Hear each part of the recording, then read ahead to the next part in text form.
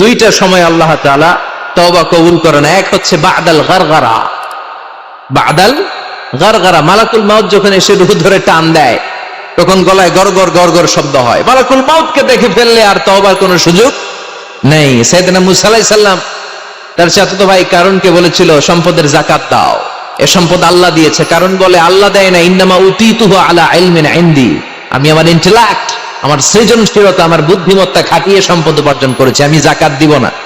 মুসা আলাইহিস সালাম বললেন তাহলে আযাবের অপেক্ষা করো। কারণ বলল পারলে আযাব নিয়ে আস। রব্বুল আলামিন বললেন ফাকাসাফনা বিহি ওয়া বিদারিহিল আরদ, ও মুসা নিরাপদ দূরত্বে তুমি সরে যাও, আমি এখনই কারণকে তার সব সম্পদ সহ জামিনের মধ্যে দাবিয়ে দেব। কারণ তার সম্পদ সহ জামিনে দেবে যেতে লাগবে। আমি জায়গাটা নিজে দেখে এসেছি। মিশরের রাজধানী কায়রো থেকে 120 কিলো দূরে ফাইউম নামে একটা জেলা আছে, ওই জেলায় ওয়াহাইরা কারুন, কারণের সব সম্পত্তি আল্লাহ জামিনে দাবিয়ে দিয়েছে। হাঁটু পর্যন্ত দেবে যায়, সে ভেবেছে আমি বেঁচে যাব। কোমর পর্যন্ত দেবে গিয়েছে, বেঁচে যাব।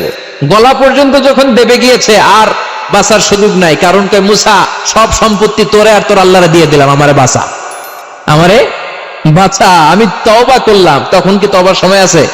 কথা কন। বাদাল গারগারা, মালাকুল মাউত যখন দেখে ফেলবেন তখন তওবার সুযোগ আছে। ফেরাউনেরও একই দশা।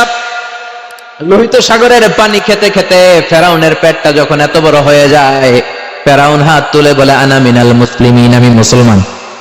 আমি, এটা কোরআনের আয়াত কিন্তু, আনা মিনাল মুসলিমিন, বনি ইসরাইলরা যে আল্লাহর উপর ঈমান এনেছে, আমিও ফেরাউন সেই আল্লাহর গোলাম। আল্লাহ বলে দা টাইম ইজ আপ, সময় শেষ, এখন তোমার ঈমান কবুল করা হবে। তার মানে বাদাল গারগারা তওবা কবুল হয় না। এই মৃত্যুর গড়গড়ানি আসার আগ পর্যন্ত চোখের পানি ছেড়ে যদি আল্লাহর কাছে ক্ষমা চান, জীবনের সব গুনাহ মাফ করে দিবে কে? শয়তান আল্লাহরে বলল মাবুদ এত জান্নাত বানিয়ে কি লাভ, আপনার একটা বান্দারও জান্নাতে ঢুকাতে পারবেন না। আমারে বানিয়েছেন জাহান্নামী, আমি আমার সর্বোচ্চ চেষ্টা দিয়ে আপনার সবগুলা বান্দারে জামাতে জাহান্নামে নিয়ে একসাথে ঢুকবো, পারলে জাহান্নাম আরো কয়েকটা বাড়িয়ে বানান। আল্লাহ বললেন কেন কেন? শয়তান বলে লা আকুদান্না লাহুম সিরাতাকাল মুস্তাকিম, আপনার বান্দা জামাতে নামাজ পড়তে যেতে চাইবে, ওখান থেকে ধোকার ওয়াসওয়াসা দিয়ে আমি গানের কনসার্টে নিয়ে যাব। তাফসীর মাহফিলে কোরআন শুনতে যেতে চাইবে, ধোকা দিয়ে আমি মদের আড্ডাখানায় নিয়ে যাব। ওয়ালা তাজিদু আকসারাহুম শাকিরিন, একটারেও জান্নাতে ঢুকাতে পারবেন না। চ্যালেঞ্জ দিলাম। আল্লাহ বলল শয়তান তুই আমারে চ্যালেঞ্জ দেস, আমি তো সব রাজার বড় রাজা, মহারাজা, আমার সাথে তো কেউ চ্যালেঞ্জ দিয়ে টিকতে পারে না। চিল্লা এখন ঠিক কিনা?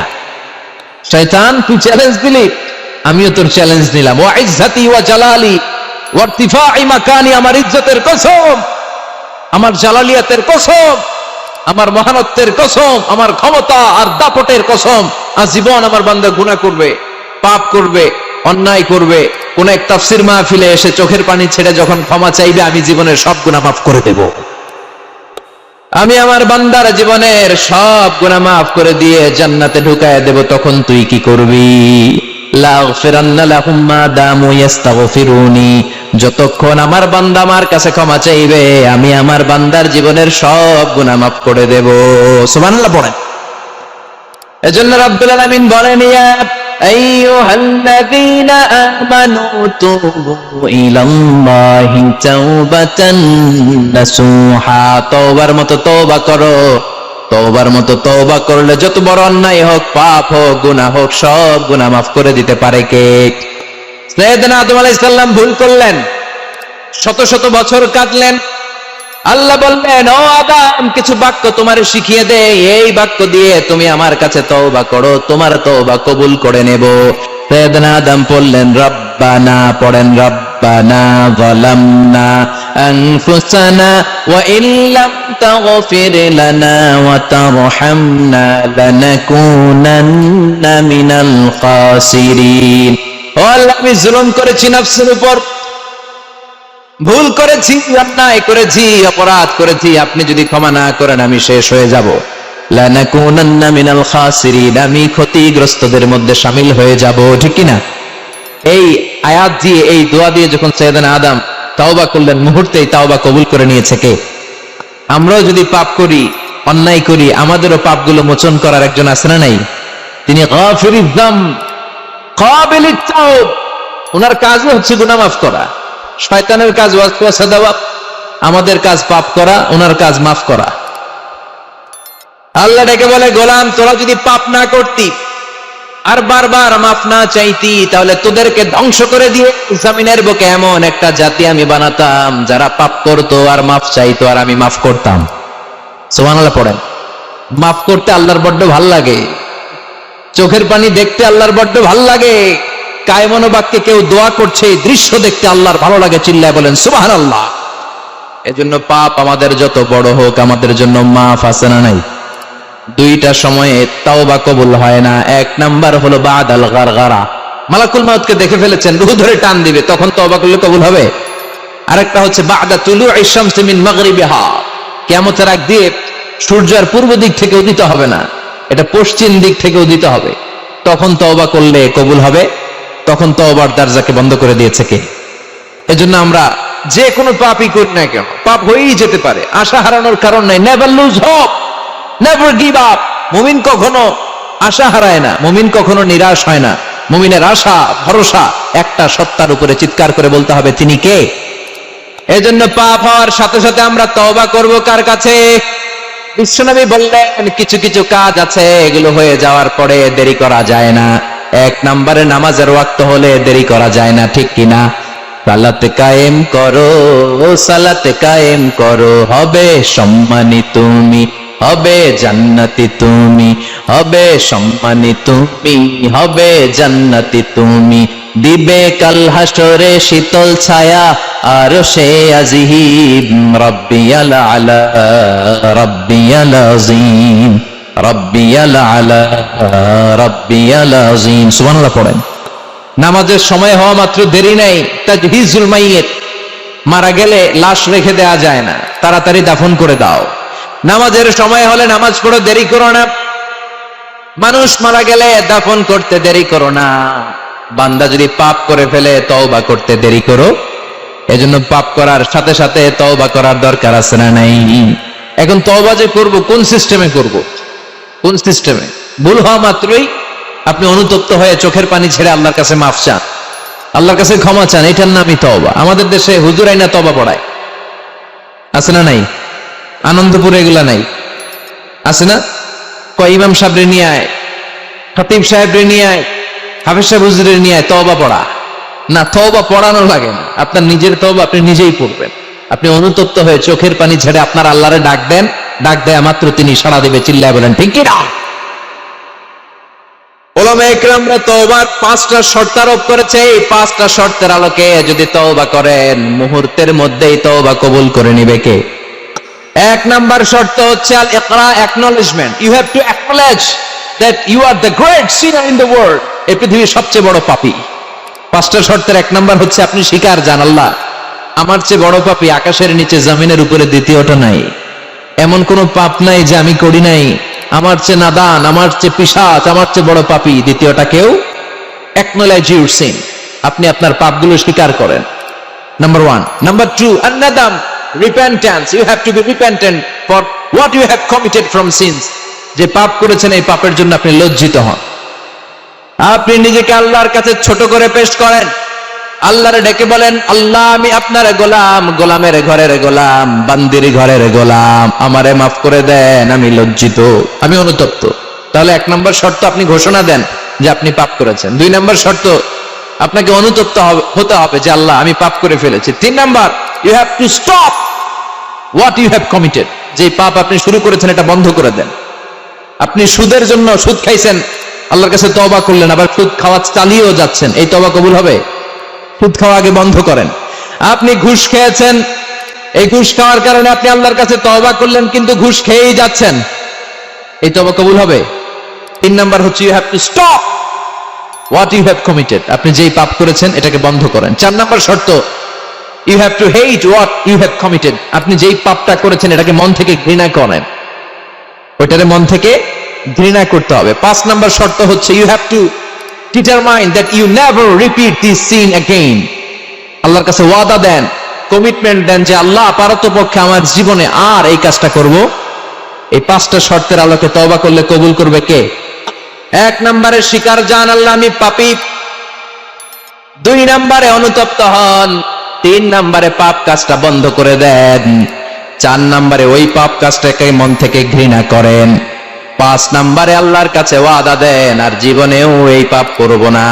এই পাঁচটা শর্তের আলোকে যদি তওবা করেন আপনার তওবা কবুল করে নিবে কে? এজন্য যত পাপ যত অন্যায় আমরা করি না কেন আমাদের এই পাপগুলো অন্যায়গুলো ক্ষমা করার একজন আছে না নাই? তিনি কে? এজন্য সব সময় তওবা করতে রাজি আছেন তো? প্রতিদিন শত শতবার তওবা করতে রাজি আছেন? প্রতিদিন শত শতবার ইস্তিগফার পড়তে রাজি আছেন? বিশ্বনবী প্রতিদিন 70 বারেরও বেশি ইস্তিগফার পড়তেন।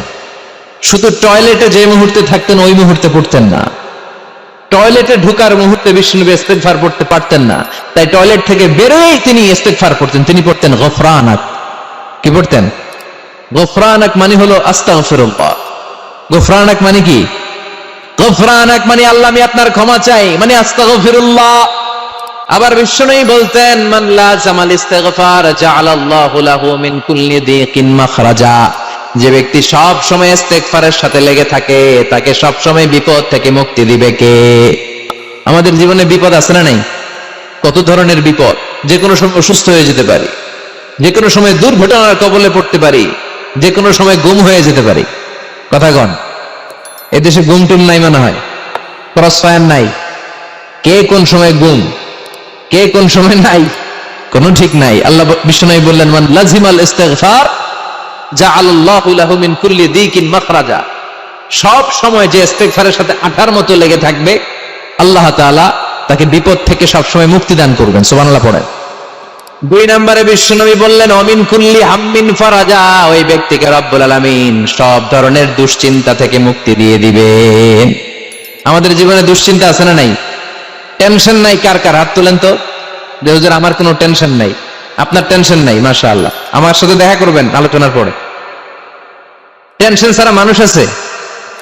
বাঁচার টেনশন, মরার টেনশন, কবরের টেনশন, ক্যারিয়ারের টেনশন, বিদ্যুৎ বিলের টেনশন, গ্যাসের বিলের টেনশন, বাড়ি ভাড়ার টেনশন আছে না নাই? বিশ্বনবী বললেন টেনশন ছাড়া মানুষ নাই। সব সময় আঠার মতো যে ইস্তিগফারের সাথে লেগে থাকবে তাকে টেনশন মুক্ত করে দিবে কে? তিন নাম্বার ওয়ারযুকহু মিন হাইসু লা ইয়াহতাসিব। এমন জায়গা থেকে আল্লাহ তাআলা রিজিকের ব্যবস্থা করে দিবেন সে কল্পনাও করতে পারবে না। আমি নিজে এটার প্রমাণ পেয়েছি। অনেক অনেক সময় আমি কল্পনাও করি নাই যে এখান থেকে আমার রিজিকের ব্যবস্থা হতে পারে। এমন পরিমাণে রিজিকের ব্যবস্থা এসেছে দুই হাতে নিয়েও কুলাতে পারি নাই। এজন্য সব সময় চলতে ফিরতে উঠতে বসতে ইস্তিগফারের সাথে লেগে থাকার দরকার আছে না নাই? আবার বিশ্বনবী বললেন সদা সর্বদা যারা সব সময় ইস্তিগফার পড়বে আল্লাহর পক্ষ থেকে কোনো আযাব গজব তাদের উপর পাকড়াও হবে না। ওয়া মা কানাল্লাহু মুআযযিবাহুম ওয়া হুম ইস্তাগফিরুন। সুবহানাল্লাহ। যতক্ষণ তুমি ইস্তিগফার পড়বে আল্লাহর পক্ষ থেকে প্রোটেকশন আছে না নাই? তাহলে চারটা জিনিস পেলেন। এক নম্বরে বিপদ থেকে মুক্তি দিবে কে? টেনশন মুক্ত করে দিবে কে? রিজিকের ব্যবস্থা করে দিবে কে?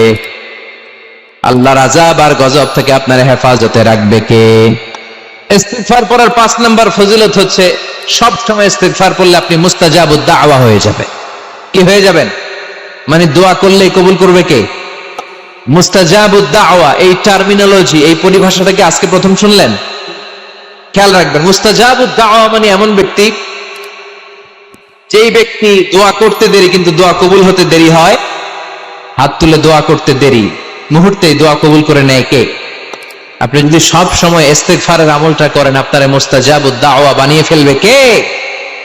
আপনারা ইমাম আহমদ ইবনে হাম্বলের নাম শুনেছেন?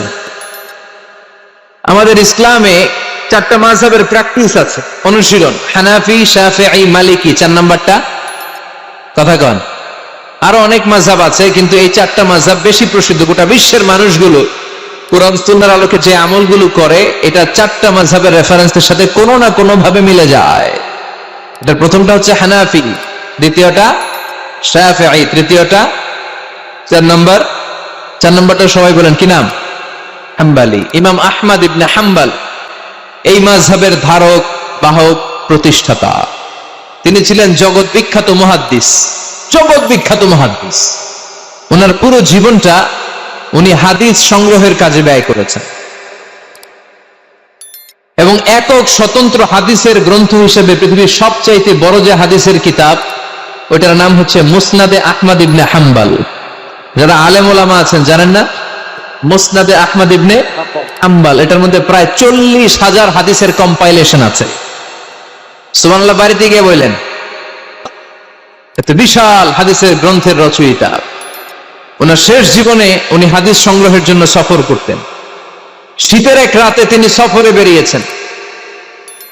এক মসজিদে মাগরিব আর এশার সালাত পড়ে তিনি ভাবলেন ফজরের সালাতে এই মসজিদে পড়ে সকালবেলা বেরোবো, যেহেতু বাইরে শীত, কই আর যাব। ব্যাগ থেকে কাঁথা বের করে হাদিস পড়তে শুরু করেছেন আর ভাবলেন হাদিস পড়তে পড়তে রাতটা কাটিয়ে দিব। কিন্তু মসজিদের দারোয়ান এসে বলে, মুরব্বী, মসজিদে তো থাকা যাবে না, আপনি বেরোন। আহমদ ইবনে হাম্বল অনুনয় বিনয় করলেন যে তোর কাছে হাত জোর করে ক্ষমা চাই বাবা, এই শীতের রাতে আমারে বের করে দিস না, আমি রাতটা মসজিদে কাটাতে চাই। আমি ফজরের নামাজেরও মুসল্লি এই মসজিদের, আমি ফজর পরে তারপরে যাব। দারোয়ান সে না ছোট বান্দা, সে বলে না, মসজিদে থাকতে পারবেন না, বেরোন বেরোন। না বেরোলে গাঠি সহ ঘাট ধাক্কা দিয়ে বের করে দেবে। চিনতে পারে নাই যেটা মুহাদ্দিসুদ দাহর, এ যুগের সর্বশ্রেষ্ঠ মুহাদ্দিস ইমাম আহমদ ইবনে হাম্বল। এখন উনি আর কি করবেন, কিছু করতে না পেরে ব্যাগ নিয়ে বের হয়ে গেলেন। প্রচন্ড শীতের রাতে, কনকনে শীতে তিনি কাঁপছেন। হাঁটতে হাঁটতে চলতে চলতে হঠাৎ দেখলেন একটা বাজার। ওই বাজারে এক খাব্বাজ, রুটির দোকানদার, শাবুন খাব্বাজ, যুবক রুটি বানাচ্ছে। যে সালাম দিলেন, আসসালামু আলাইকুম। বাবা, শীতের রাতে বিপদে পড়েছে, যাওয়ার জায়গা নেই। তোমার যে চুলাতে তুমি রুটি বানাও, এই চুলার পাশে বসে যদি সারা রাত আমি কাটিয়ে দেই আর চুলা থেকে আগুন পোয়াই, তোমার কি কোনো ক্ষতি হবে? যুবক বলেন, না না, কোনো ক্ষতি হবে না। আহলান ওয়া সাহলান, আমার হাবান বিক, খোশ আমদেদ, এটা তো খুশ নসিব আমার। আপনি আগুন পোয়ালে আমার সমস্যা কি আসে? ইমাম আহমদ ইবনে হাম্বল যুবককে শুকরিয়া জানিয়ে, আল্লাহর শুকরিয়া করে চুলার পাশে বসে আবার হাদিস পড়তে লাগলেন। কিন্তু তিনি লক্ষ্য করলেন যে যুবকটা একটু পর পর আওয়াজ করে পড়ে আস্তাগফিরুল্লাহ। কি পড়ে? আটা দিয়ে রুটি বানায়, পড়ে আস্তাগফিরুল্লাহ। রুটির খামির বানায়, পড়ে আস্তাগফিরুল্লাহ। খামির গুলো দলা বেঁধে গোল গোল করে সাজিয়ে রাখে, আর কি পড়ে? বেলুন দিয়ে এগুলোর বলে চুলার ভিতরে ঢুকায় দেয়, আর কি পড়ে? কেউ রুটি কিনতে আসলে তার হাতে রুটি তুলে দেয়, আর কি পড়ে? টাকা দিলে টাকা নিয়ে ক্যাশ বক্সে রেখে দিয়ে কি পড়ে? শুধু পড়ছে আস্তাগফিরুল্লাহ আস্তাগফিরুল্লাহ। ইমাম আহমদ ইবনে হাম্বল তো অবাক, ঘটনা কি? এই যুবকের হলোটা কি? শুধু আস্তাগফিরুল্লাহ। তিনি হাদিসের কিতাবটা বন্ধ করে যুবককে জিজ্ঞেস করলেন, বাবা, আসার পর থেকেই দেখছি তুমি শুধুই পড়ছো আস্তাগফিরুল্লাহ আস্তাগফিরুল্লাহ আস্তাগফিরুল্লাহ, ঘটনাটা কি? কেন এত তুমি ইস্তেগফার পড়ো? যুবক বলল, এটা আমার একটা চিরাচরিত আমল, সব সময় আমি এই আমলটা করি। আমি সব সময় ইস্তেগফারের সাথে আঠার মতো লেগে থাকি, আর সব সময় ইস্তেগফার করার কারণে আল্লাহ তাআলা আমাকে মুস্তাজাবুদ দাওয়া বানিয়ে দিয়েছে। মানে আমি দোয়া করলে দোয়া কবুল হয়ে যায়। এই জীবনে আমি যত দোয়া হাত তুলে করেছি, মুহূর্তের মধ্যে আমার দোয়াগুলো কবুল করে নিয়েছে কে? শুনে তো ইমাম আহমদ ইবনে হাম্বল অবাক, বলে কি, আনতা মুস্তাজাবুদ দাওয়া? তুমি মুস্তাজাবুদ দাওয়া? তুমি দোয়া করলেই কবুল? না, আনা মুস্তাজাবুদ দাওয়া। হ্যাঁ, আমি দোয়া করলেই কবুল হয়ে যায়। তুমি জীবনে যা দোয়া করেছো সব পেয়েছো? হ্যাঁ, আমি জীবনে যা দোয়া করেছি আমি সব পেয়েছি, সব দোয়া কবুল হয়েছে আমার জীবনে, শুধু একটা দোয়া ছাড়া। ইমাম আহমদ ইবনে হাম্বলের কৌতূহল আরো বেড়ে গেল। সব দোয়া তোমার কবুল হয়েছে, একটা দোয়া কবুল হয় নাই, সেটা আবার কি? যুবক বলতে আরম্ভ করলো, আমার যে দোয়াটা কবুল হয় নাই সেটা হচ্ছে আমি আল্লাহর কাছে অনেকবার দোয়া করেছি, আল্লাহ, শুনেছি এই জামানার সবচেয়ে বড় মুহাদ্দিস, তার নাম নাকি ইমাম আহমদ ইবনে হাম্বল। আল্লাহ, তোমার কাছে আমার আকুতি, তোমার কাছে আমার মিনতি, আমি যেন এত বড় মুহাদ্দিসের হাতে হাত রেখে মুসাফা করতে পারি আর তার কপালে একটা চুমু দিতে পারি। আমার এই দোয়াটা আজও কবুল হয় নাই। আজও আল্লাহ তাআলা এই দোয়াটা কেন যে কবুল করে না আমি জানি না। একথা শুনে ইমাম আহমদ ইবনে হাম্বল আবেগপ্রবণ হয়ে গেলেন, আর নিজেকে ধরে রাখতে পারলেন না, চোখের পানি ছেড়ে দিলেন আর বললেন, ইয়া শাব, হে যুবক, আহমদ ইবনে হাম্বলের সাথে দেখা করার জন্য তোমার আহমদ ইবনে হাম্বলের দরবারে যাওয়ার দরকার নাই, তোমার এই দোয়াটাও আল্লাহ কবুল করে নিয়েছে। আহমদ ইবনে হাম্বল দেখা দেওয়ার জন্য তোমার দরবারে ছুটে এসেছে। আনা আহমদ ইবনে হাম্বল মুহাদ্দিসুদ দাহর, আমি হচ্ছে আহমদ ইবনে হাম্বল। যুবকও নিজেকে ধরে রাখতে পারে না, চোখের পানি ছেড়ে দিয়ে ওই যুগের সবচাইতে বড় মুহাদ্দিসকে জড়িয়ে ধরে হাতের মধ্যে হাত রেখে মুসাফা করে আহমদ ইবনে হাম্বলের কপালে চুমু এঁকে দেয়। আর আহমদ ইবনে হাম্বলের কাছে দোয়া চেয়ে বলল, ও ইমাম, রব্বুল আলামিন আমার জীবনের কোন দোয়া আজকে আর বাকি রেখে দেন নাই। এই যে দোয়াটা বাকি ছিল, এই দোয়াটাও আল্লাহ কবুল করে নিয়েছে। এই দোয়াটাও কবুল, মুস্তাজাবুদ দাওয়া। আপনি সবসময় যদি ইস্তিগফারের সাথে আঠার মতো লেগে থাকতে পারেন, আপনি দোয়া করা মাত্র দোয়া কবুল করে নেবে কে? এজন্য সব সময় অবসরে বসে আছেন, বাস স্টেশনে বসে আছেন, সিএনজিতে চড়ে এক জায়গা থেকে আরেক জায়গায় যাচ্ছেন, বিছানায় শুয়ে আছেন, পড়বেন আস্তাগফিরুল্লাহ। কি করবেন? প্রাণ খুলে মন থেকে আওয়াজ করে সবাই পড়েন আস্তাগফিরুল্লাহ। আবারও পড়েন আস্তাগফিরুল্লাহ, চিল্লায় পড়েন আস্তাগফিরুল্লাহ। বিশ্বনবী ইস্তিগফারের অনেকগুলো আলফাজ শিখিয়েছেন, সবচেয়ে সহজ যেটা শিখিয়েছেন সেটার নাম হলো আস্তাগফিরুল্লাহ। বিশ্বনবী জামাতে সালাত শেষে সালাম ফিরিয়ে আওয়াজ করে পড়তেন আল্লাহু আকবার, তারপরে 3 বার পড়তেন আস্তাগফিরুল্লাহ আস্তাগফিরুল্লাহ আস্তাগফিরুল্লাহ। পড়ার দরকার আছে না নাই? পড়তে রাজি আছেন তো? সালাম ফিরানোর পরে কি করবেন? নাকি দোয়া করার জন্য পাগল হয়ে যাবেন? আল্লাহুম্মা আমিন ইয়া আরহামার রাহিমিন আছে না নাই? পাগল হয়ে যায় দোয়া করার জন্য, কিন্তু তাসবিহগুলো পড়তে চায় না। বিষ্ণুনবী লম্বা তাসবিহ পড়তেন, সালাম ফেরানোর পরেই আস্তাগফিরুল্লাহ। পড়তে রাজি আছেন? আবার বিষ্ণুনবী বললেন, যে ব্যক্তি পড়বে আস্তাগফিরুল্লাহ আল্লাযী লা ইলাহা ইল্লা হুয়াল হাইয়ুল কাইয়্যুম ওয়া আতুবু ইলাইহি, যুদ্ধের ময়দান থেকে যদি কেউ পালিয়ে যায় তার কোনো মাপ নাই। এটা অনেক বড় কবিরা গুনাহ। তাওয়াল্লি মিন ইয়াউমিজ যাহফ, যুদ্ধের ময়দান থেকে পালালে ওর কোনো মাপ নাই। বিষ্ণুনবী বলেন, যুদ্ধের ময়দান থেকে পালিয়ে এসেছে কোন মুসলিম সৈনিক, সেও যদি এই আস্তাগফিরুল্লাহ আল্লাযী লা ইলাহা ইল্লা হুয়াল হাইয়ুল কাইয়্যুম ওয়া আতুবু ইলাইহি মন থেকে পড়ে, তার জীবনের গুনাহ আল্লাহ মাফ করে দিবে। আবার সাইয়েদনা আবু বকর, সহিহ বুখারীর বর্ণনা, বিষ্ণুনবী বললেন, ইয়া রাসূলুল্লাহ আল্লিমনি দুআআন আদউ বিহি ফি সালাতি। ও নবী, আপনি আমারে এমন একটা দোয়া শিক্ষা দেন যেই দোয়াটা আমি নামাজের মধ্যে করব। বিষ্ণুনবী বললেন, তুমি নামাজের মধ্যে পড়ো, আল্লাহুম্মা ইন্নী যালামতু নাফসি যুলমান কাসীরা ওয়া লা ইয়াগফিরুদ যুনুবা ইল্লা আনতা ফাগফিরলি মাগফিরাতাম মিন ইনদিকা ইন্নাকা আনতাল গফুরুর রহিম। সুবহানাল্লাহ। এটারে আমরা বলি দোয়ায়ে মাসুরা। এটাও একটা ইস্তিগফার, যেখানেই ক্ষমা চাওয়ার কথা আছে ওইটাই ইস্তিগফার। বুঝতে পেরেছেন? আল্লাহুম্মা ইন্নী যালামতু নাফসি, ও আল্লাহ অনেক জুলুম করেছি, যুলমান কাসীরা, জুলুমের শেষ নাই। ওয়ালা ইয়াগফিরুয যুনুবা ইল্লা আনতা, আপনি ছাড়া এই জুলুম আর পাপ ক্ষমা করার কেউ নাই। ফাগফিরলি মাগফিরাতাম মিন ইনদিক, নিজ গুণে আমার গুনাহ ক্ষমা করে দেন।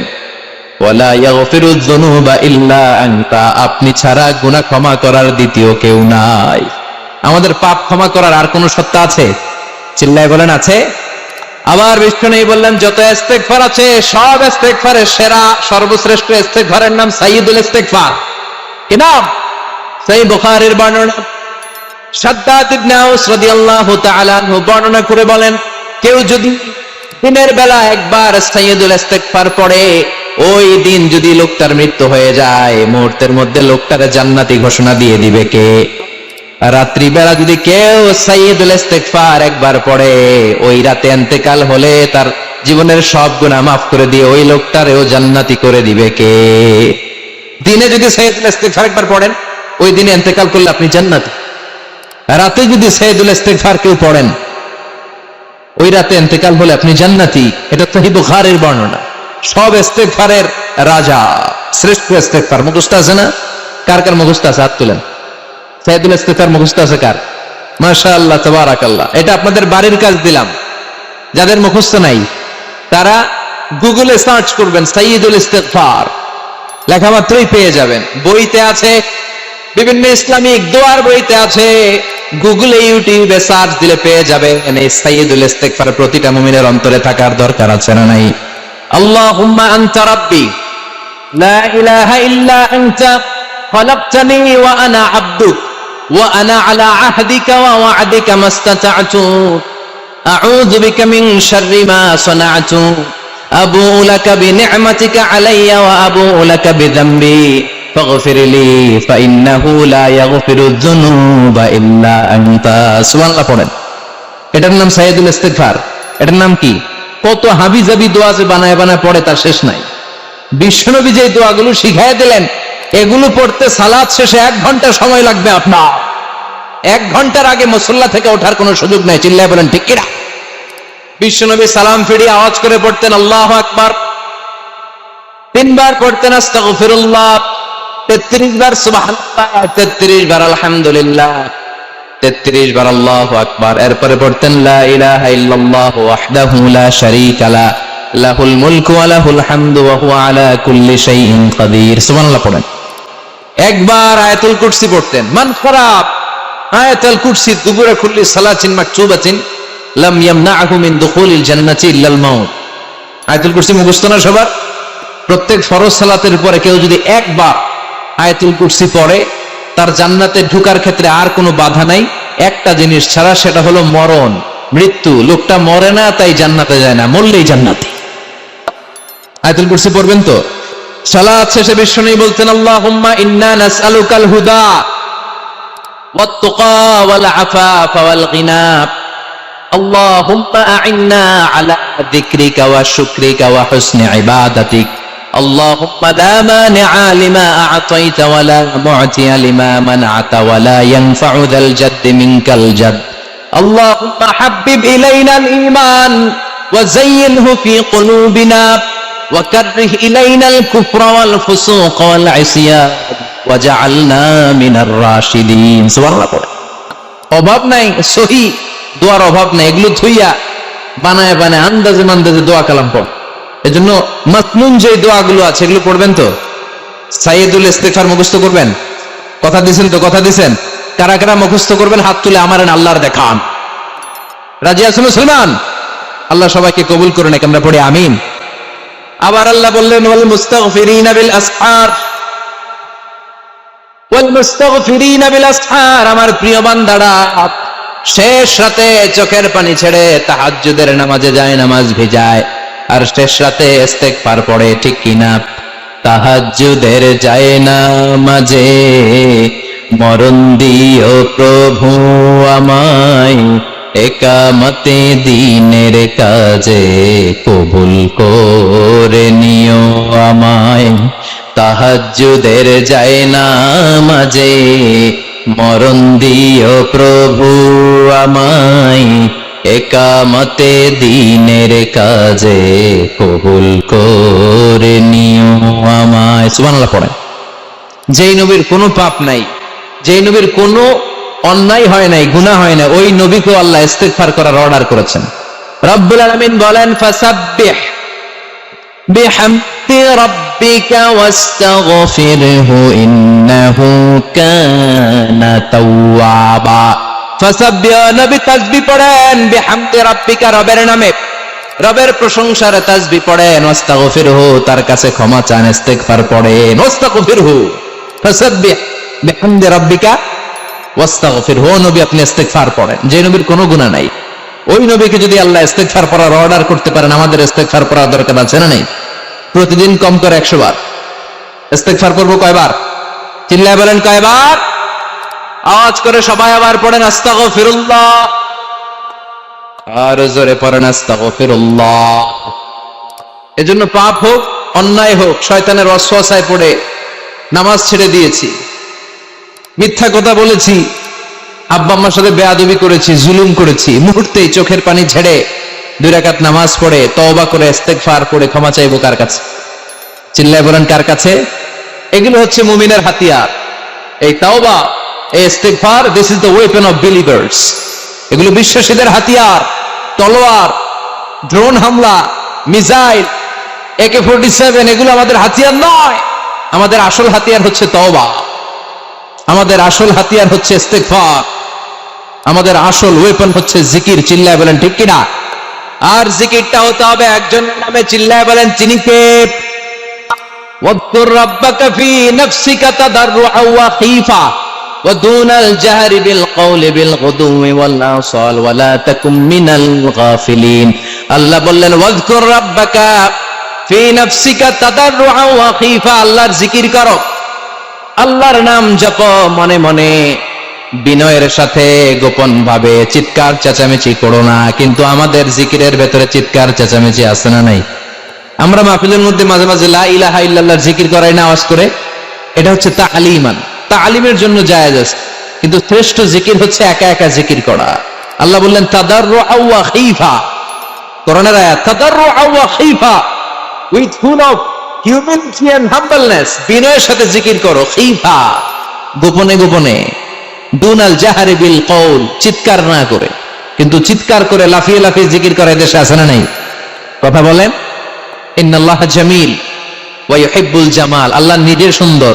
আর সব সুন্দরকে আল্লাহ পছন্দ করেন দেখবেন এদেশে কিছু জিকির আছে এটার মধ্যে আল্লাহর নাম বোঝা যায় না আছে না নাই হুই হাই করে লাফালাফি করে যে হুই হুই হুই হুই যে করে এই হুই হুই এর মধ্যে আল্লাহর নাম আছে কথা কোন যেই শব্দে আল্লাহর নাম নাই ওটা দিয়ে জিকির করা যাবে কত ধরনের ভয়ঙ্কর জিকির আবার জিকিরও করে বাঁশের উপরে লাফায় যিনি জিকির পরিচালনা করে তার কাঁধের উপর যে চেপে বসে আছে না নাই এটা কি জিকিরের সৌন্দর্য কথা বলে আমরা জিকির করব ওই পন্থায় যে পন্থায় বিশ্বনবী করেছেন সাহাবারা করেছেন বিশ্বনবী জিকির করতেছেন সাহাবারা জিকির করতে করতে বিশ্বনবীর কান্দে উঠছে আছে না হাদিসে সাহাবারা জিকির করতে করতে খেজুর গাছের চূড়ায় উঠেছে কথা বলেন জিকিরের মধ্যে সৌন্দর্য আছে না নাই এজন্য জিকিরের সৌন্দর্যগুলো অবলম্বন করে যেন আমরা আল্লাহরে ডাকতে পারি চিল্লায় বলেন ঠিক কি না এজন্য রাব্বুল আলামিন বলেন ফাযকুরুনি আযকুরকুম ওয়াশকুরুলি ওয়ালা তাকফুরুন বেশি বেশি আমার জিকির করো তাইলে আমিও তোমাদের জিকির করব আমরা আল্লাহরে ডাকলে আল্লাহ নাকি আমগরে ডাকে ভাল লাগে আল্লাহ বললেন ফাইন যাকারানি ফি নাফসি যাকারতুহু ফি নাফসি আমার বান্দা যদি একা একা আমার জিকির করে আমি আমার বান্দার একা একা জিকির করি আমার বান্দা যদি মহাসম্মেলনে মহাসমাবেশে সবাইরে নিয়ে আমারে ডাকে আমি এর চাইতো শ্রেষ্ঠ একটা মহাসম্মেলন ফেরেশতাদেরকে নিয়ে করে আমার বান্দার জিকির করি ওয়া ইন তাকাররাবা ইলাইয়া শিবরান তাকাররাবতু ইলাইহি যিরাআন আমার কোন বান্দা আমার দিকে যদি এক বিঘত এগিয়ে আসতে চায় আমি আমার বান্দার দিকে এক হাত এগিয়ে যেতে চাই আমার বান্দা যদি আমার দিকে এক হাত এগিয়ে আসে আমি আমার বান্দার দিকে দুই হাত এগিয়ে যাই ওয়া ইন আতানি ইয়ামশি আতাইতুহু হারওয়ালা আমার বান্দা যদি আমার দিকে হেঁটে হেঁটে আসতে চায় আমি আমার বান্দার কাছে দৌড়ে দৌড়ে যাই কি আল্লাহ আমরা পাইছি ডাক দেয়া মাত্রই ডাকা মাত্রই তিনি সাড়া দেয় চিল্লায় বলেন ঠিক কি না এজন্য সব সময় আল্লাহর জিকির দিয়ে হৃদয়টারে সিক্ত রাখার দরকার আছে না নাই বিশ্বনবী বললেন লা ইয়াজালু লিসানুকা রাতবান মিন যিকরিল্লাহ সব সময় আল্লাহর জিকির দিয়ে জিহ্বাটারে ভিজায় রাখো জিকির করেন লা ইলাহা ইল্লাল্লাহ লা ইলাহা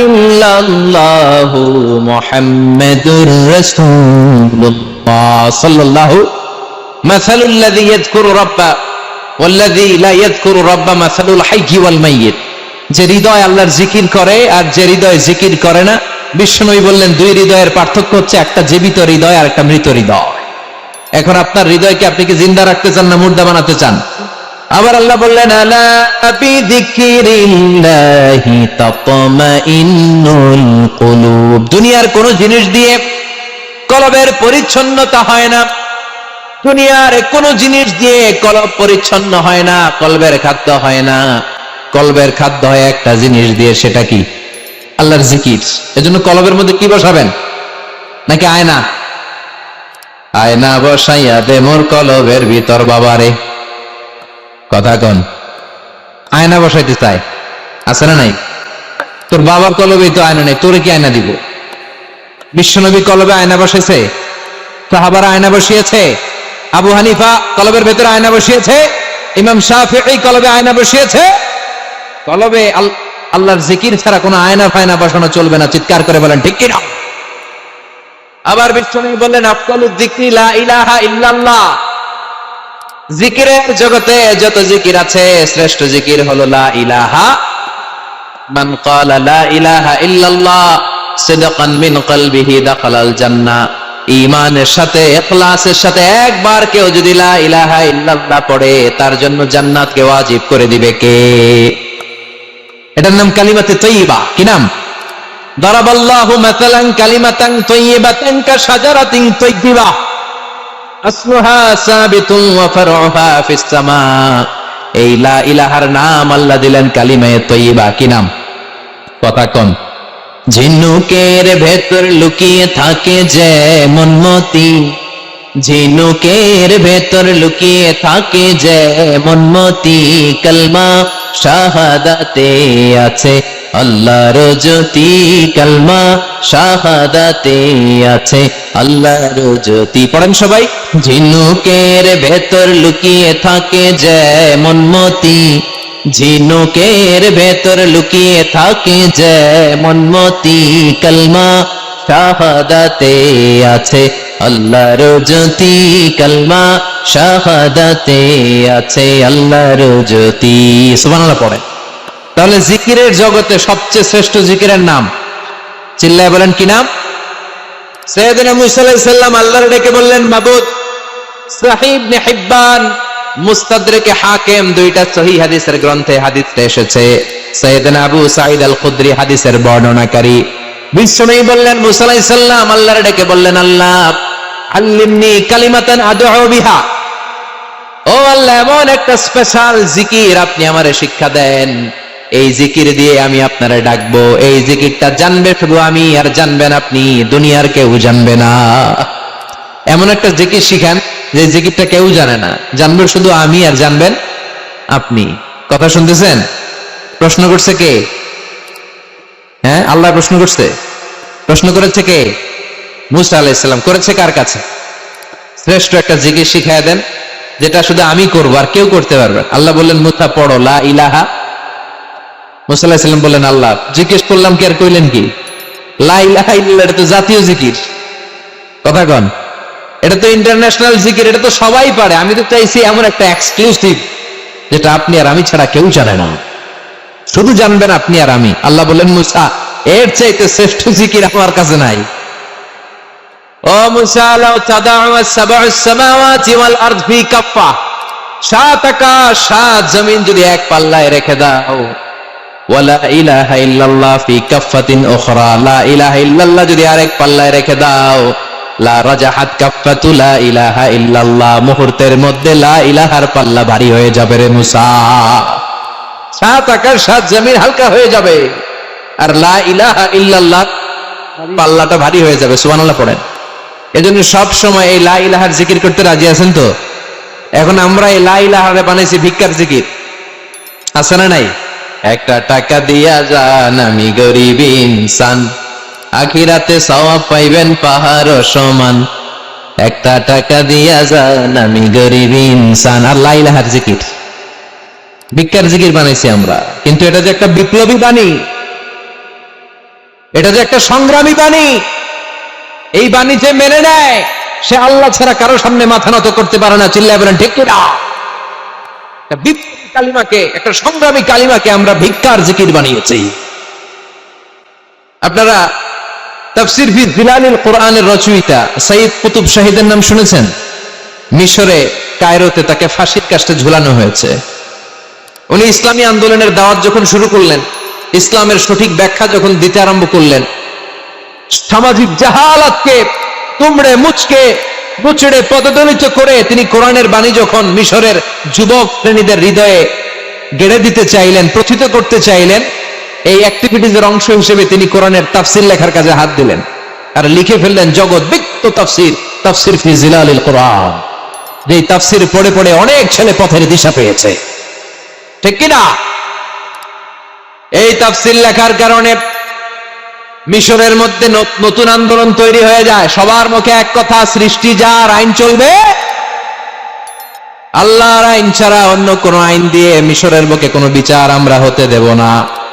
মিশরের তাগড়া যুবকগুলো কায়রোর রাস্তায় নেমে এলো, ঘোষণা দিল সৃষ্টি যার, আইন চলবে তার। চোরের হাত কেটে দাও, 'ধর্ষকদের শাস্তি দাও জনসম্মুখে, ঠিক কিনা? দুর্নীতিবাজদেরকে আইনের আওতায় আনো। দেশের শত্রু, দশের শত্রু, স্বাধীনতার শত্রু সবগুলার বিচারের আওতায় আনো কোরআনের আলোকে, ঠিক কিনা? সংগ্রাম, বিক্ষোভে ফেটে পড়ল পুরো বিষয়। এই বিক্ষোভে টালমাটাল সরকার, জামাল আব্দুল নাসের কোন উপায় অন্তর না পেয়ে এই তাফসীর কারক, এই মুফাসসিরে কোরআনকে জেলের ভিতরে ভরছে। গোটা বিশ্বব্যাপী সব সত্য আর ন্যায়ের পক্ষের ধারক আর বাহক যারা, তাদের উপরে এরকম জালিম গাদ্দারদের অত্যাচার আছে না নাই? তাকে ফাঁসির কাস্টে ঝুলানো হবে। আদালত থেকে রায় দেয়া হয়েছে মিশরের যুবকদেরকে এরকম আন্দোলনে ঠেলে দেওয়ার কারণে ডেথ পেনাল্টি, ফাঁসির রায় হলো। সাইয়েদ কুতুব শহীদের ফাঁসির দিন ঘনিয়ে আসে। কারা কর্তৃপক্ষের নিয়ম অনুযায়ী যাদেরকে হ্যাঙ্গিং করা হয়, ফাঁসি দেয়া হয়, ফাঁসির ঘন্টাখানিক আগে ওই জেলখানার ইমাম সাহেব এসে তাদেরকে কালিমা পড়ায়। কি পড়ায়? আফদালু যিকরি লা ইলাহা, এই যে শ্রেষ্ঠ জিকির, এই শ্রেষ্ঠ জিকিরটা এসে পড়ায়। সাইয়েদ কুতুব শহীদের ফাঁসির কাস্টে দাঁড়ানোর 1 ঘন্টা বাকি। কয় ঘন্টা? In the meantime jail কোডের নিয়ম অনুযায়ী জেলখানার ইমাম সাহেব চলে এসেছে। এসে বললেন, সাইয়েদ কুতুব শহীদ, আমি আপনারে কালিমা পড়াতে এসেছি, পড়েন লা ইলাহা ইল্লাল্লাহ। সাইয়েদ কুতুব শহীদ বললেন, তুই আমারে কালিমা শিখাইস না, তোর কাছ থেকে আমার কালিমা শিখতে হবে না। এই কালেমা আমি খুব ভালো করে জানি, যে এই কালেমার তালিম দেওয়ার জন্য সরকার তোরে বেতন দিয়ে রাখে, ওই কালিমার ব্যাখ্যা করার কারণে আজকে আমার ফাঁসির মঞ্চে দাঁড়ানো লাগতেছে। চিল্লা এখন, ঠিক কিনা?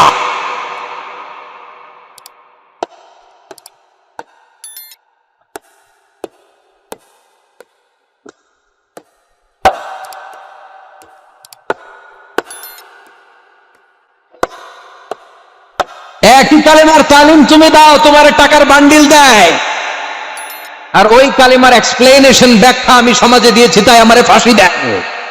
তার মানে তোর কালেমা আমার কালেমা দুইটা আলাদা কালেমা, তোর কালেমা আমার কালেমা এক কালেমা না। চিল্লা এখন, ঠিক কিনা? তার মানে কালেমায় আর কালেমায় পার্থক্য আছে না নাই? ইমানে ইমানে পার্থক্য আছে না নাই? আলহামদুলিল্লাহ। আরেকটা হচ্ছে লা ইলাহা ইল্লাল্লাহ, আরেকটা হচ্ছে আল্লাহু আকবার। এই চারটার চেয়ে শ্রেষ্ঠ জিকির আর নাই। কথা বলেন, এটার এই চারটার ভিতরে ইল্লাল্লাহ আছে? কথা বলেন। এজন্য জিকিরকে আমরা খণ্ডিত করব না। ঠিক যেমন যেমন সহিহ সুন্নাহ এসেছে তেমন তেমন জিকির করলে আপনার কলিজাটারে ঠান্ডা করে দিবে কে? ইল্লাল্লাহর ব্যাখ্যা থাকতে পারে, অনেকে ব্যাখ্যা করে যে এটার মধ্যে লা ইলাহা আছে, এটাকে গোপন রাখা হয়েছে, আমরা ইল্লাল্লাহ পড়ি না, ওটার দরকার নাই। বিশ্বনবী এবং সাহাবারা যেই পন্থায় জিকির করেছেন, যেই পন্থায় জিকির শিখিয়েছেন, ওইটার ভিতরে বরকত বেশি না কম? কথা বলেন, বেশি না কম? এই জন্য বিশ্বনবী বললেন, আল্লাহর কাছে প্রিয় কথা 4টা। একটা হলো সুবহানাল্লাহ, দ্বিতীয়টা হলো আলহামদুলিল্লাহ, তৃতীয়টা হলো লা ইলাহা ইল্লাল্লাহ, চতুর্থটা হলো আল্লাহু আকবার। সুবহানাল্লাহ, আমার সাথে সাথে আওয়াজ করে পড়েন সুবহানাল্লাহ, আলহামদুলিল্লাহ, লা ইলাহা ইল্লাল্লাহ, আল্লাহু আকবার, সুবহানাল্লাহ, আলহামদুলিল্লাহ, লা ইলাহা ইল্লাল্লাহ। আওয়াজ করে পড়েন আল্লাহু আকবার। মনে থাকবে? জিকিরের ওয়াজ শেষ। এগুলোর চেয়ে শ্রেষ্ঠ জিকির নাই। সবচেয়ে শ্রেষ্ঠ জিকির লা ইলাহা ইল্লাল্লাহ, সবচেয়ে শ্রেষ্ঠ কালিমা আল্লাহর কাছে এই 4টা। একটু খেয়াল করে দেখেন, এই প্রতিটা জিকিরের মধ্যে আমার আল্লাহর নাম আছে না নাই? সুবহানাল্লাহ আছে না?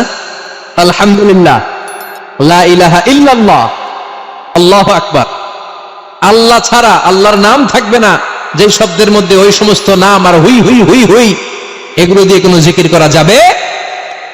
আবার আব্দুল্লাহ ইবনে আমর ইবনে আস বর্ণনা করেন, বিশ্বনবী যখন জিকির গুলো করতেন, আমি বিশ্বনবীকে দেখেছি বিশ্বনবীর আঙ্গুলের কড়ায় জিকির গুনতেন। সুবহানাল্লাহ পড়েন। দেখতেছেন আমার হাত দেখা যায়? দেখা যায়, দেখা যায়।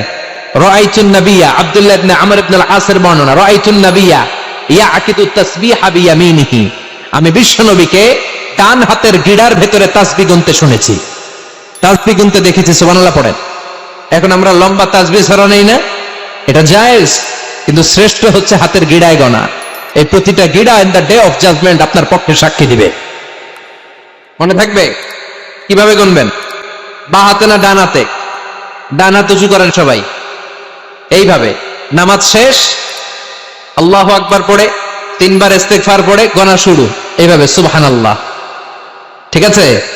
এরপরে আলহামদুলিল্লাহ, এরপরে আল্লাহু আকবার। সবাই রাজি তো? সবাই রাজি?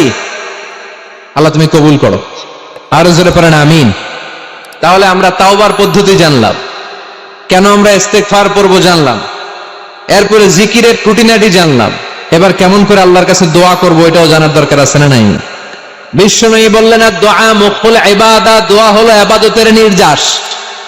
যে দোয়া করে না সে কিছুই করে না। তিরমিজির আরেক বর্ণনায় বিশ্বনবী বললেন আদ-দুআ হুয়াল ইবাদা, দোয়াটাই হলো ইবাদত। দোয়াটা ইবাদত। ধরেন আমি দোয়া করা শুরু করলাম, এটাই ইবাদত। নামাজ যেমনি ইবাদত, জিকির যেমনি ইবাদত, হজ করা যেমনি ইবাদত, দোয়া করাটাও। এজন্য প্রতি নামাজের শুরুতে দোয়া আছে না নাই? সূরাতুল ফাতিহার আরেক নাম সূরাতুদ দোয়া, দোয়ার সূরা। আমরা প্রত্যেকবার সূরা ফাতিহা যখন পড়ি আমরা পড়ি ইহদিনাস সিরাতাল মুস্তাকিম। সবাই পড়েন ইহদিনাস সিরাতাল মুস্তাকিম। ও আল্লাহ, আপনি আমাদেরকে সরল সঠিক পথ দেখান। পড়েন আমিন। ও আল্লাহ, show us the right path, show us the correct path, show us the middle path. আল্লাহ মধ্যম পন্থা দেখান, মাঝামাঝি রাস্তাটা দেখান, সিরাতুল মুস্তাকিম দেখান। আমাদেরকে রাস্তা দেখায় কে? কথা বলেন না। আমরা যদি পথ ভুলে যাই, পথ দেখায় দেয় কে? আমি যদি কোনদিন পথে ভুলে যাই, হাত ছানি দিয়ে কাছে নিও মমত। আমি যদি কোনদিন পথে ভুলে যাই, পড়েন, হাত ছানি দিয়ে কাছে নিও মমতার বন্ধনে আমায় ডেকে সব ভুল ক্ষমা করে দিও। চিল্লায় পড়েন আমিন। আরো জোরে আমিন। এজন্য বিশ্বনবী বললেন যে দোয়া বাদ দিল তার সব বাদ। কারণ দোয়া দিয়ে নামাজ শুরু, দোয়া দিয়ে সব শুরু। দোয়াটাই হলো ইবাদত। চিল্লায় বলেন ঠিক কিনা? আর দোয়া সিলাহুল মুমিন, দোয়া হচ্ছে মুমিনের উইপেন, অস্ত্র, মুমিনের বড় অস্ত্র। যেখানে সবকিছুর দৌরাত্ম্য শেষ ওইখানে দোয়ার দৌরাত্ম্য শুরু। যেখানে সবকিছুর কারিশমা শেষ ওখান থেকে দোয়ার কারিশমা শুরু। এরকম অনেক ক্যান্সারের মতো দুরারোগ্য ব্যাধিতে আক্রান্ত, ডক্টর ফাইনালাইজ করে দিয়েছে বাঁচবে না, 2 মাস বাঁচবে। কয় মাস? কথা বলেন। মাত্র 2 মাস সে বাঁচবে। তারপরও দেখা গেছে লোকটা 7 বছর বেঁচে ছিল। আছে না নাই? দোয়া, the power of দোয়া। Everything is pre-written, but by supplication it's rewritten. সবকিছু আগে লেখা থাকে। মহাবিশ্ব সৃষ্টির 50,000 বছর আগে আমাদের ভাগ্যে কি ঘটবে সব লিখে রেখেছে কে? সব অপরিবর্তনীয়। কিন্তু এই তাকবীরেরও কিছু জিনিস আল্লাহ চেঞ্জ করে দেয় দোয়ার বরকতে। এজন্য দোয়া করার দরকার আছে না নাই? মায়ের কাছে দোয়া চাবেন, মায়ের দোয়া আল্লাহ ফেরায় না। মজলুম ব্যক্তির দোয়া আল্লাহ ফেরায় না। মুসাফিরের দোয়া আল্লাহ ফেরায় না। যিনি রোজা রেখে দোয়া করেছেন তার দোয়া আল্লাহ ফেরায়। এজন্য বেশি বেশি আল্লাহর কাছে দোয়া করতে রাজি আছেন তো? কিন্তু দোয়াটা হইতে হবে সিনসিয়ার, একনিষ্ঠ দোয়া। অনেকে দেখবেন দোয়াও করে ওদিকেও তাকায় আছে, জুমার নামাজে প্রায় হয়। বিশাল দোয়াও করতেছে আবার এদিকে, আছে না নাই? আবার দোয়াও করে মোবাইলও টিপে, কথা কন। আবার আমরা আলোচনা শেষে দোয়াও করি, পোলাপাইন সেলফিও তোলে, আছে না নাই? সিনসিয়ারিটি নাই। আপনার কি পরিমাণে সিনসিয়ারিটি আছে এটার উপর ডিপেন্ড করবে আপনার দোয়া কবুল হবে কি হবে না। একজন দোয়া করলে মুহূর্তে কবুল, চোখ বন্ধ করলে আল্লাহর আরশে চলে যায়। মদিনার সাথে ওর কানেক্টিভিটি বেড়ে যায়, আল্লাহর সাথে কানেক্টিভিটি বেড়ে যায়। সে ফিল করে সে আল্লাহর সাথে কানেক্ট হয়ে গিয়েছে। আর আরেকজন দোয়ার মধ্যে খুঁজে কিছু পায় না, আছে না নাই? 2 দোয়ায় পার্থক্য আছে না? কথা কন। এজন্য সম্মানিত ভাইরা, দোয়াই যখন করবেন সিনসিয়ারলি করবেন, কানেক্টিভিটিটাকে স্ট্রং করার চেষ্টা করবেন। সিনসিয়ার দোয়া is like a missile. Missile নাম শুনছেন? হামলা করে না, মিসাইল হামলা করেছে ইসরায়েল, শোনেন নাই? মারলে একেবারে ধ্বংস করে নেয় সব। এই মিসাইল হামলা, ড্রোন হামলা, এগুলো লক্ষ্য বস্তু ভেদ করে ভয়ঙ্কর ভাবে ইঞ্চি ইঞ্চি, মাইক্রো ইঞ্চি মেপে মেপে এমন ভাবে এই বোমাটা মারবে ঠিক জায়গা মতো এটা ফিট হয়ে যাবে।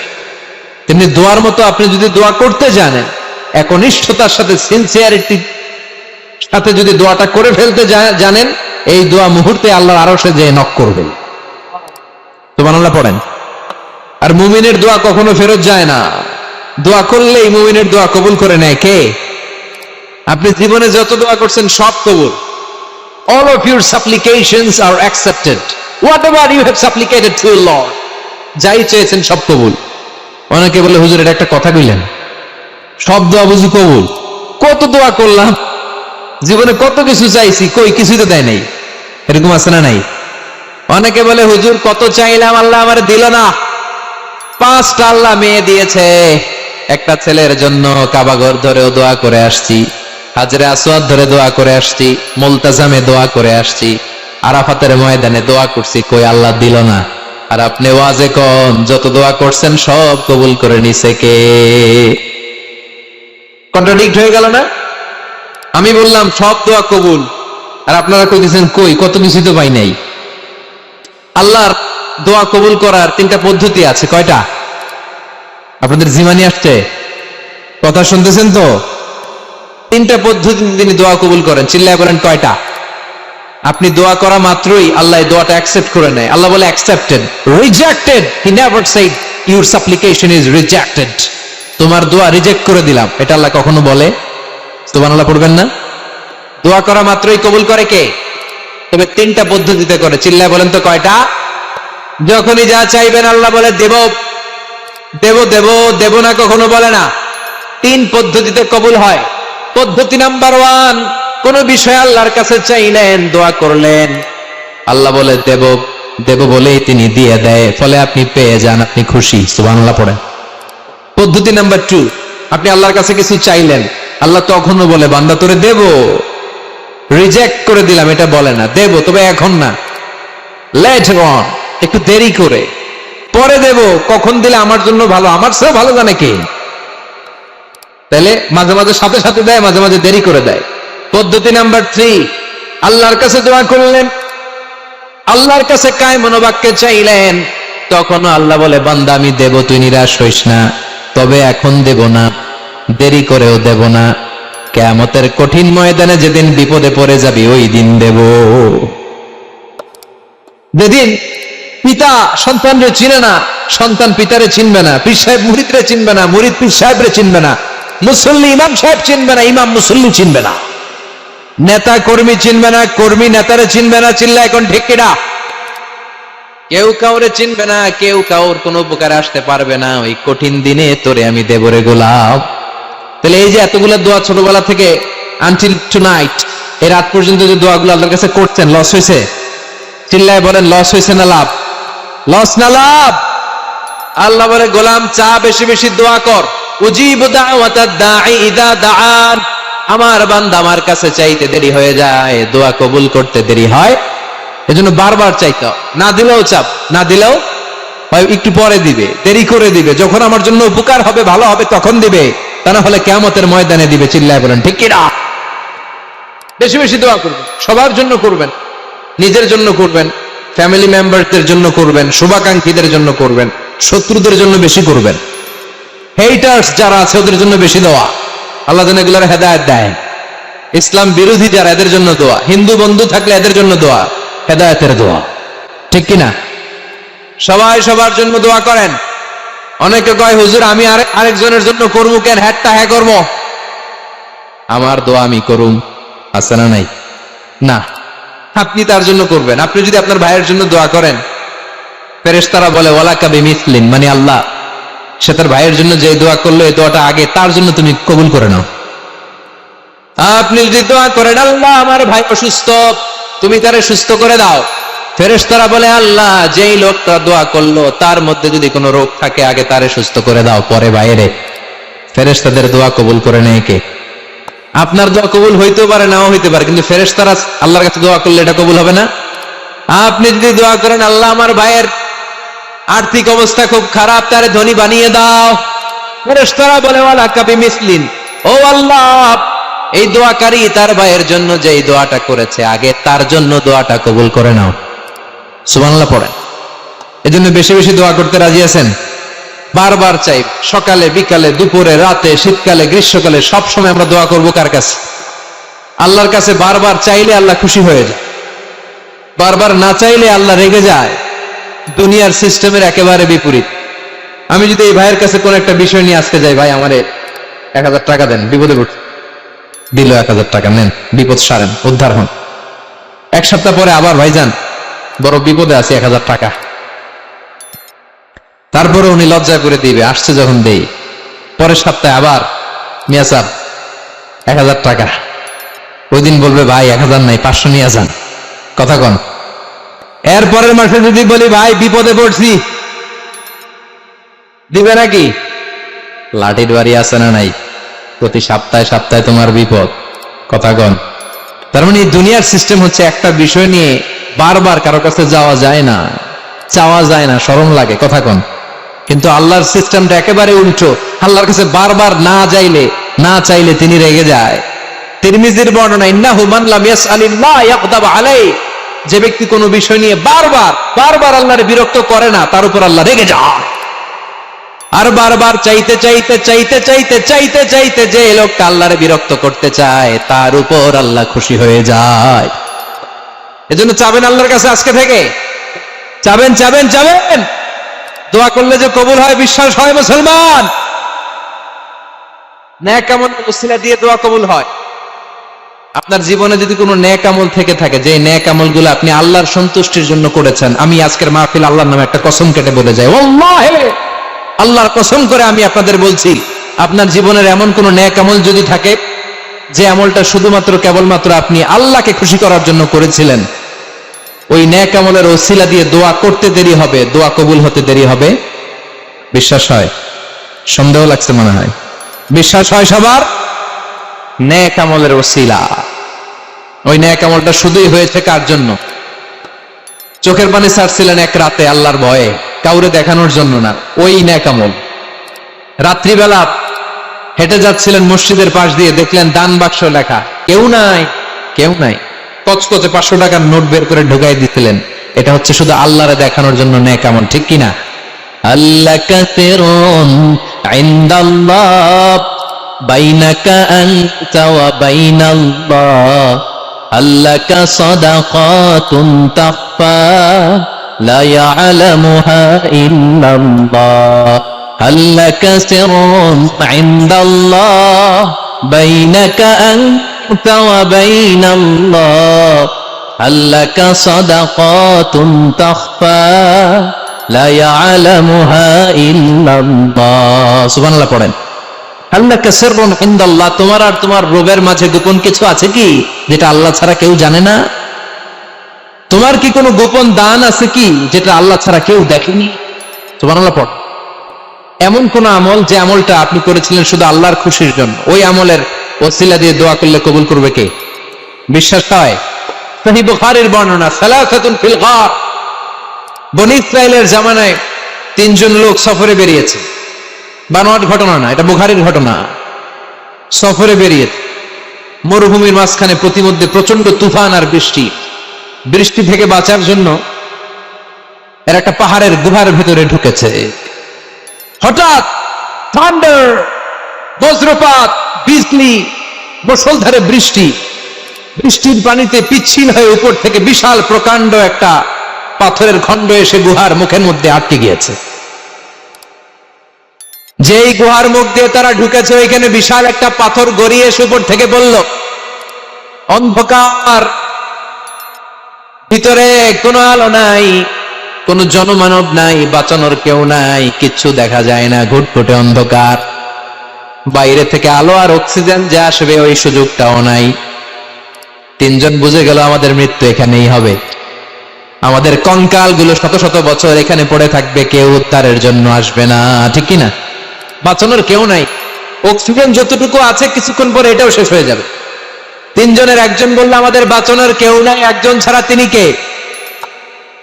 আমাদের 3 জনের জীবনের এমন কোন নেক আমল আছে কিনা, যেটা দিয়ে আল্লাহর কাছে দোয়া করা যায়? কার জীবনে কি নেক আমল আছে, যেই নেক আমলটা দুনিয়ার কোন মানুষকে দেখানোর জন্য করা হয় নাই, শুধু করা হয়েছে কার জন্য? এরকম কোন নেক আমল থাকলে দোয়া করা শুরু করো, এছাড়া আমাদের বাঁচার কোনো উপায় নাই। একজন দোয়া করা শুরু করলো। হাদিসে লম্বা একটা হাদিস, আমি সরল বঙ্গানুবাদ শোনাচ্ছি। একজন দোয়া করা শুরু করলো। একজন বলতে শুরু করলো, আল্লাহুম্মা কানা লি আবাওয়ান শাইখান কাবীরান।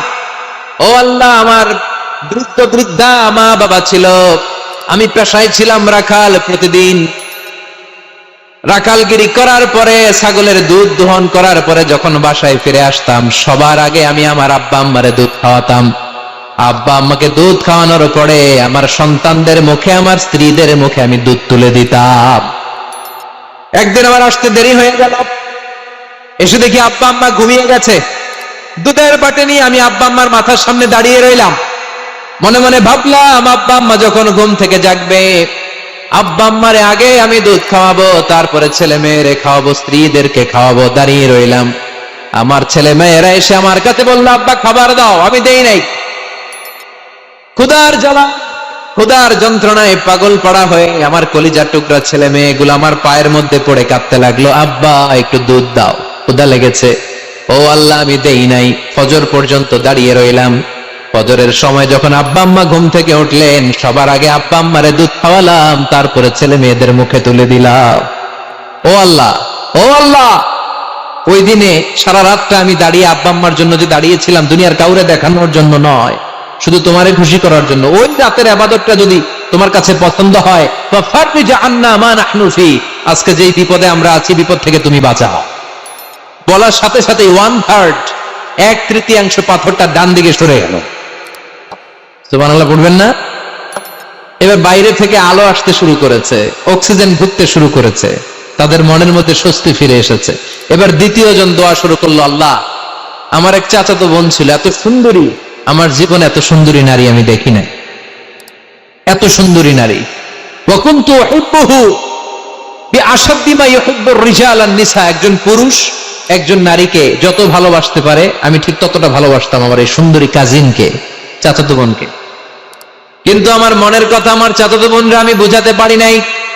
একদিন লজ্জা শরমের মাথা খেয়ে চাচাতো বোনরা আমি বললাম, তোরে আমি বড্ড ভালোবাসি, একান্তে আমি তোরে চাই। চাচাতো বোন বলল, এত এত স্বর্ণ মুদ্রা যেদিন জমাতে পারবা, ওই দিন আমারে পাবা।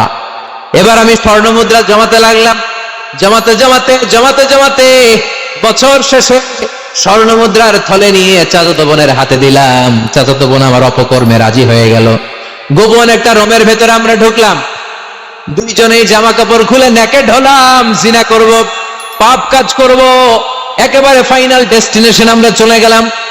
পাপ কাজ যখন আমরা শুরু করব, ইন দা মিন টাইম আমার চাচাতো বোন আমার ডেকে বলে, ও আমার চাচাতো ভাই, ইত্তাকিল্লাহ, ইত্তাকিল্লাহ, আল্লাহরে ভয় কর, আমার সতীত্ব নষ্ট করে দিস না।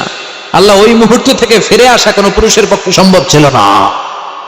ইত্তাকিল্লাহ, এই বাক্যটা শুনে, তোমার আওয়াজ শুনে আমার কলিজার মধ্যে কাঁপুনি ছুটে গিয়েছে। তোমার নাম শুনে আমি আর ধৈর্য ধারণ করতে পারি না, চিৎকার মেরে জামা পেড়ে ওই ঘর থেকে বের হয়ে গেলাম। ও আল্লাহ, শুধুমাত্র কেবলমাত্র একমাত্র তোমার ভয়ে ওই দিন আমি আমার চাচাতো বোনের সাথে পাপ কাজে লিপ্ত হই নাই। আল্লাহ রে, ওই দিনের আমলটা যদি তোমার দরবারে কবুল হয়ে থাকে, আজকের বিপদের দিনে তুমি আমাদের বাঁচাও। বলা মাত্রই এই দোয়া আল্লাহর কাছে এত কবুল হয়েছে, কারণ আল্লাহর এটা পৃথিবীর সবচেয়ে বড় ইবাদত। চিল্লায় বলেন ঠিক কিনা? যাদের হৃদয়ে আছে আল্লাহর ভয়, তারা কভু পথ ভুলে যায় না। আল্লাহর প্রেম ছাড়া এই দুনিয়ায় কারো কাছে কোনো কিছু চায় না। ঠিক কিনা? আল্লাহর ভয় আল্লাহর কাছে সবচেয়ে বড় প্রিয় ইবাদত। আল্লাহর কাছে দোয়াটা এত পছন্দনীয় হয়েছে, মুহূর্তের মধ্যে 2/3 পাথরটা গুহার মুখ থেকে ডান দিকে সরে যায়। 2/3 পাথর এখন সরে গিয়েছে। এবার তারা বেরোতে চেষ্টা করলো, দেখে যায় হাত বেরোয়, কারো পা বেরোয়, মাথা বেরোয়, কিন্তু পুরো বডিটা নিয়ে বেরোয়া যায় না। বাকি আছে কয়জন? কথা কন। এবার 3 নাম্বার লোক দোয়া করতে শুরু করেছে, আল্লাহ ইন্নী ইস্তাজারতু উজারা ফাদাফাতু থামানাহুম, আল্লাহ আমি অনেকগুলো শ্রমিক ভাড়া করেছিলাম, তাদেরকে দিয়ে কাজ করিয়ে তাদের ঘাম শুকিয়ে যাওয়ার আগে প্রত্যেকটা শ্রমিকের পারিশ্রমিক আমি দিয়ে দিয়েছি। সবগুলো শ্রমিক আমার কাছ থেকে পারিশ্রমিক বুঝে নিয়েছে, একজন ছাড়া। একজন না নিয়ে চলে গেছে। তার টাকা তারে আমি বুঝাই দিতে পারি নাই, তার রেখে যাওয়া টাকা দিয়ে আমি কয়েকটা ছাগল কিনলাম। ওই ছাগল পালতে পালতে বাচ্চা দিল, আরো বাচ্চা দিল, দিতে দিতে বিশাল ছাগলের ডেইরি ফার্ম বানালাম। এক যুগ পরে ওই শ্রমিক এসে বলে, হে আমার মালিক, 12 বছর আগে তোমার কাছে কাজ করেছিলাম, টাকা কিন্তু নেই নাই, টাকা দাও।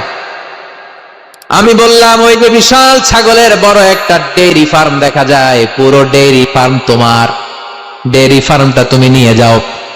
শ্রমিক আমারে বলতে লাগলো, তাস্তাজিউ মিন্নি, আমার সাথে ঠাট্টা করো নাকি? একদিনের পারিশ্রমিক দিয়ে ডেইরি ফার্ম হয় নাকি? যতটুকু টাকা তোমার কাছে আমি 12 বছর আগে পেতাম ততটুকু দিলেই চলবে। তারে আমি বুঝিয়ে বললাম, তোর টাকা দিয়ে ছাগল কিনেছি, ছাগলের ব্যবসা করে ডেইরি ফার্ম বানিয়েছি, একটার পর একটা ছাগল বাচ্চা দিতে দিতে আজকে হাজার হাজার ছাগলের এই ডেইরি ফার্ম, পুরো ডেইরি ফার্মটা আমি তোরে দিয়ে দিলাম। বলা মাত্র ওই শ্রমিকটা ডেইরি ফার্ম নিয়ে চলে গেল। মাবুদের এই কঠিন বিপদের দিন সে শুধু দাবি করেছিল তার পারিশ্রমিক, তার পারিশ্রমিকের টাকা তার হাতে দিলে সে খুশিতে বাকবাকুম, কিন্তু তার বদলে পুরো ডেইরি ফার্মটা আমি তার হাতে তুলে দিয়েছি একমাত্র তোমার সন্তুষ্টির জন্য। ওই দিনের আমলটা যদি তোমার দরবারে একটুও ভালো লেগে থাকে রে মাওলা, আজকের কঠিন বিপদ থেকে বাঁচাও। বলতে দেরি মুহূর্তের মধ্যে বিশাল পাথর খণ্ডটা গুহার মুখ থেকে ডান দিকে সরে যায়। আল্লাহর শুকরিয়া করে 3 জন বের হয়ে যায়। সহিহ বুখারীর বর্ণনা।